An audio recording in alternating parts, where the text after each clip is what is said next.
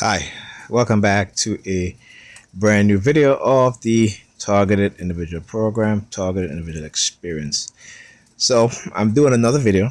I was waiting to see what it is that they were going to do. Like I said, I've been through this many times in which they will use in home surveillance, remote node monitoring. Like whenever I look at particular colors, stuff like that, which they started doing.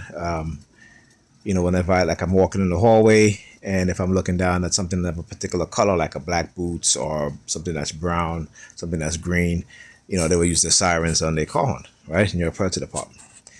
And so after I got here this morning, all right, when I got in the house, I uploaded my videos. Now, before I uploaded my videos, I went on Facebook and I saw, I got a couple of friend requests, what have you, but there was one particular friend request that I got. And when I saw it, I knew that this was the New York Predator Department. And I'm going to show you guys how they create false online profile just to engage in targeting. All right, I'm going to show you guys this. Then I got a call from Pam.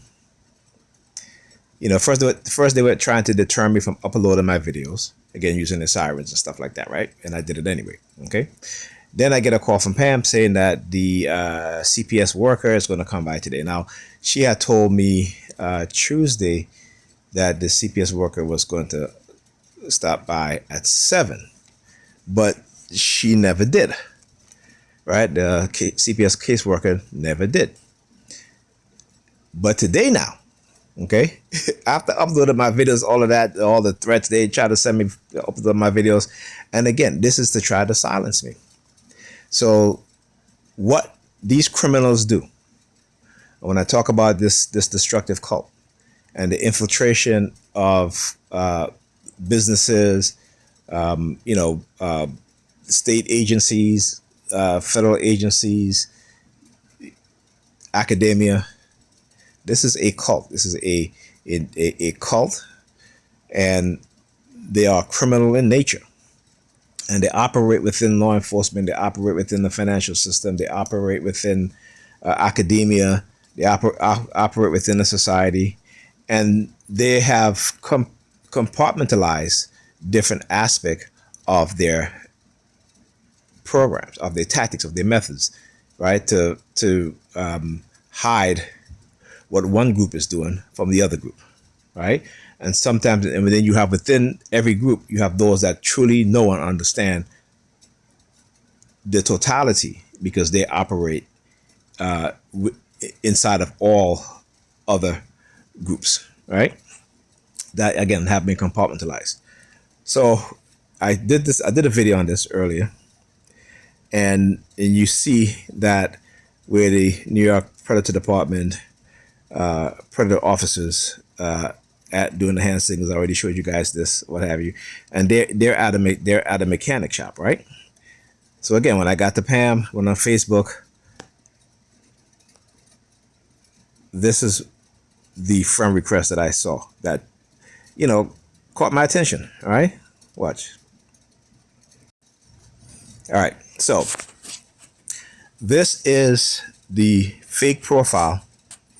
All right, and again, when you go and read about cognitive warfare, how the use of online social media platform is used to engage in psychological manipulation, coercive threats, programming, all this stuff, right? On top of that, what colors have they been using lately that I've been showing you guys? The color red and the color black, right? Now, pay attention. I just showed you the video that I had did earlier, and those two New York Predator racist officers, whoever they were, as business inspectors, whatever the hell they were, right? Doesn't matter, all right? They work within the racist system, anyway. So as I scroll up, look what it says. Works at Mechanic Thought.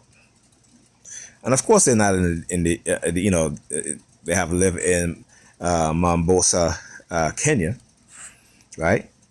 Because what do we know? We know that what these people do will create fake online profiles, right?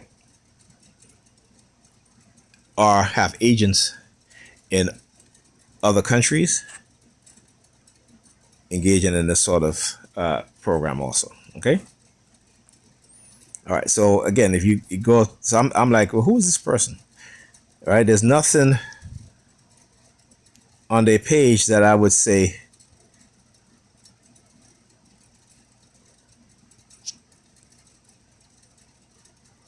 will give me any sort of idea of who this person is. So it's all is just different posts and this picture. That's it. That's it. Okay, nothing else. So that is how I know that these are agents or even bots, online bots. Okay, and they're very crafty in how they do these things. All right. So now I didn't accept these two friend requests because I'm still trying to figure out this one here. Right. Oh, Steve. Right. Because my my nephew, his name is Steve. Right. So I talked about the other night, we're having a conversation with him, trying to give him some advice, and that he got triggered by me giving him some advice, and started talking nonsense, trying to tell me I'm ignorant. I'm like, dude, I am twice your age, right?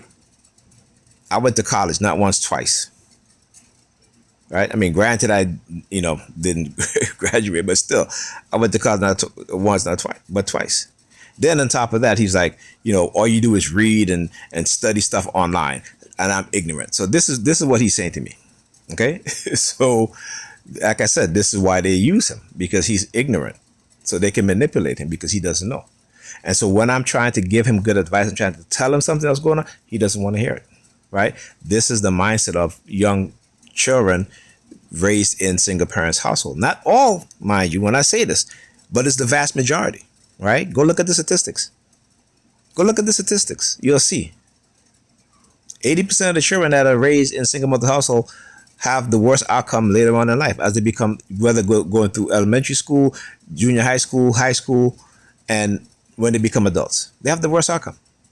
But in his mind, he's telling me that it's the other way around.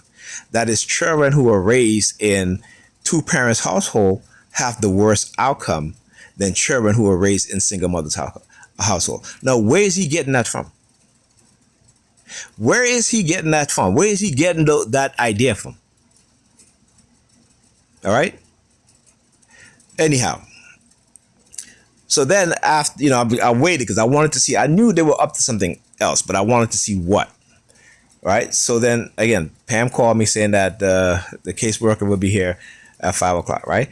Then she's like, oh, I need, can you, so she goes, you should start cleaning. And I'm like, no. I said, no. I said, these people have been coming here for how long now, and you have yet to change your mindset, your mindset when it comes to keeping the house clean. Right? I have to, every day I'm straightening up. Every day I come here, I have to tell my daughter every morning, pick up the stuff that she has on the floor from when I leave the night before, because she's up during the night while her mother is sleeping. And I called her mother twice last night. I called her when I got home. She was on the phone, and I said to her, well, can you make sure that the kids are in bed at a decent time? And then I called her back around 11:30. She didn't answer. So I figured maybe she went to sleep, what have you. Right? So when I came in here this morning, Ethan was still sleeping. I got here like 9:30. He was still sleeping. So he was late for class. And then she tells me, oh, he doesn't really have class today. He has like a study thing for a test, the regions that he's going to be taking. But still, making sure that he gets out of here on time. And she woke up late. If you woke up at 8:30, wake him up. Excuse me. I didn't get here until like 9:30. But she has to take care of herself first, and then like I said, she's not worried about him. She's worried about herself. And then when I came in through the door, he had just gotten up to go take a shower. And this is what, like I said, this is what kills me about her. She will put herself first before anything else. Doesn't matter if the kids are going to be late for school. All right, because she's always late for work. And still that don't matter. But anyhow, so after she called me and asked me to clear, I said no. I told her, I said no. Then she sent me some long. She was like, why don't you get your head out your ass? And I'm like, how did I get my head up? Listen, I have been trying to get this woman to clean for years. I've took the time to spend an entire week cleaning her entire apartment, including her bedroom. And I refuse to do it anymore. And the reason why I refuse to do it is because, like I said, is because the treatment that she displayed towards me when she was dating, the the treatment that she gave our kids, going out all day, all night, not calling to make sure that they're okay.